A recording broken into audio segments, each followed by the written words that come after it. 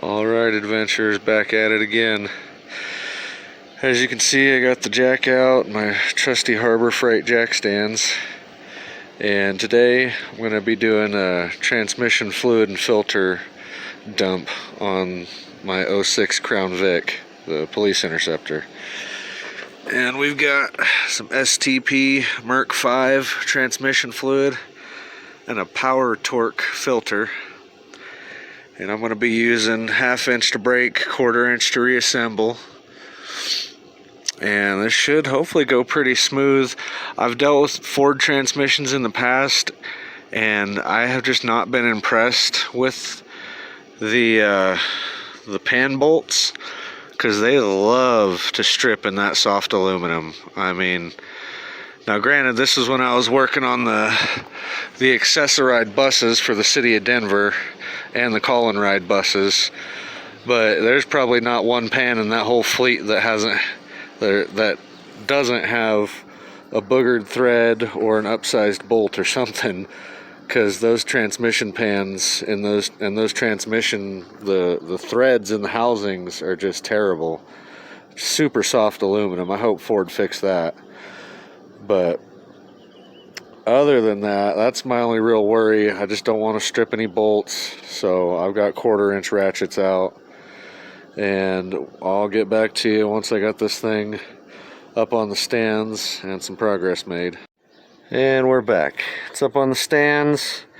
I still like to leave my jack just in case, but instead of coming at this from the front, I'm probably going to go around the side. Maybe, I don't know. It's kind of sunny over there, and that's hot, and I don't want to be miserable, so I might squeeze my fat gut through the middle there, or, you know, lift it up more like I could. But, you know, where's the fun in not struggling? Anywho, so the pan, well, you can see it, it's way down under there. You can see the hump right there for the pan, so it's kind of way back there. And there's just bolts all around the perimeter of it. I'll get you the size here in a minute. I want to say they looked like some 10 mils though. But yeah, just be very safe when setting this thing up. The great thing about these Crown Vics is that they are full frame cars. So you've just got, you know, acres of spots where you could put your jack stands. Just make sure that you're in a safe position. Oh, and set your parking brake too, so you don't roll backwards off the stands in the jack and, you know, off yourself. But I'll be back when I got a little more done again. Alright, so we're under the car now. I chose to move my jack stands to a better position because I came with this from the side, but I was right. It is a 10 mil on all these little bolts here. So I'm gonna take my 10 mil and knock out these bolts, and be careful. You want to take them all out, you know, evenly, that way the pan drops evenly. And get ready, because as soon as you crack that fluid's gonna start leaking out, and you can actually lower one side of the pan a little bit more than the other for the fluid to drain out the back, and it'll save you a little bit of a headache. But then be careful once you let all those bolts loose, because that pan's still going to have fluid in it, and it's just going to pop right to the ground if you're not careful. So be very, very careful when doing this. Also, I know I said this before, but super, super careful when dealing with these bolts, because the last Ford transmissions I had to deal with en masse, these bolts just were notorious for stripping out. Like, the aluminum of the housing just could not handle the hardened steel of the bolt, and with all the duty cycles and vibrations, they just stripped it out like butter. Like, and I wasn't even using power tools, nothing. So just keep that in mind and be very, very careful. Alright, that's it till I'm back again. Alright, so as you can see, I've got my bolts out. So what you're going to want to do is undo all your bolts except this, like one of the ones towards the front of the transmission, because it'll actually catch on that cross member right there, and you can let it sit there and drain some more and give you time to steel yourself to hold this transmission pan up. So all I've got to do is remove that bolt right there, and this whole unit will drop down and slide out from that cross member right there, and I'll have it out, and then I'll be back. Alright, the moment we've all been waiting for. That pan don't actually look too bad. And you can see the fluid was still red. Not too good looking though. And if you smell it, it was smelling just slightly burnt. And then you can come to this guy over here. And it's not really, I don't feel any chunks. So it's just a nice fine paste. Not like a super excessive amount of it either, so you know, not bad, especially for 150,000 miles. But I'm gonna get this all cleaned up and we'll be back. And hey, bada bing, pan's clean. There you go. As you can see, it's got a little removable magnet on there, and just leave that sucker there. It's there for a purpose.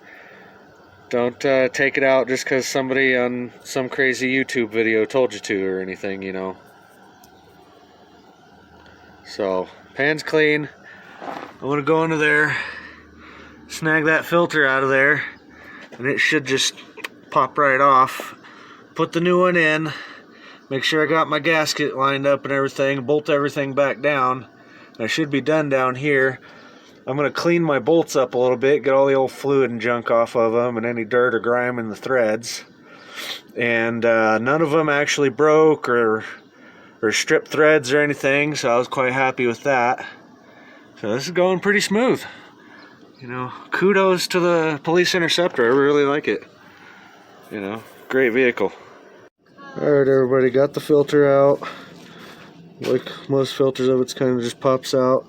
Just be careful and don't leave the extra little rubber guy up in there, because if you go to shove it up in there with the old one in there too, it just won't work for you.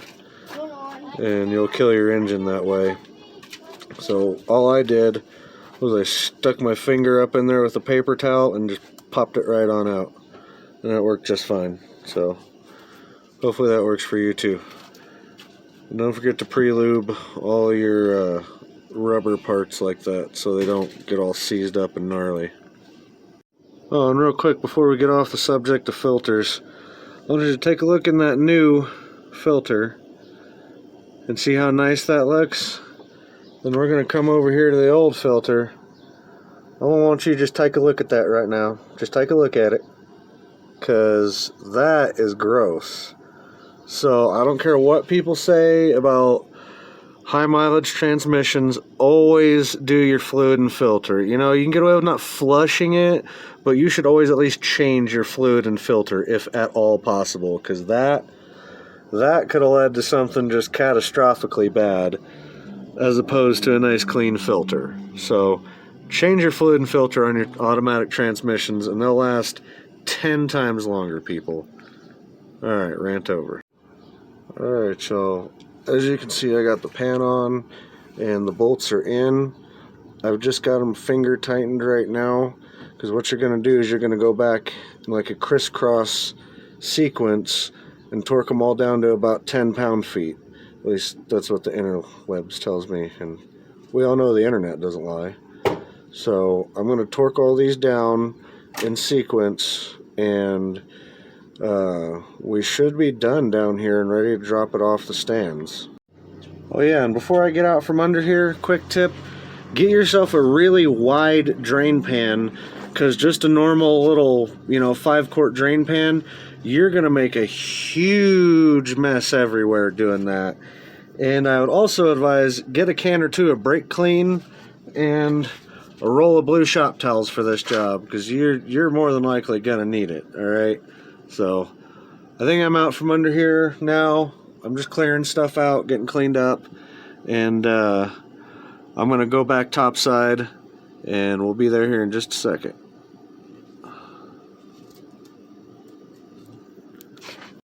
Alright, we're back up top, and I just added in 5 quarts of the STP Mark V fluid. And you're going to need yourself one of these little funnels, because, I mean, as good as I am, I could have probably poured that without a funnel, but just don't try it. It's not as easy as pouring in there. Just get you a little skinny funnel, pour you 5 quarts in. I'm going to go in the house for a minute, cook my kids some lunch, let all that fluid settle down and get everything nice and lubricated, and I'm going to come back, start it up, let her run, and then you want to check your fluid when it's running to determine your correct level. So we'll be back when I do that.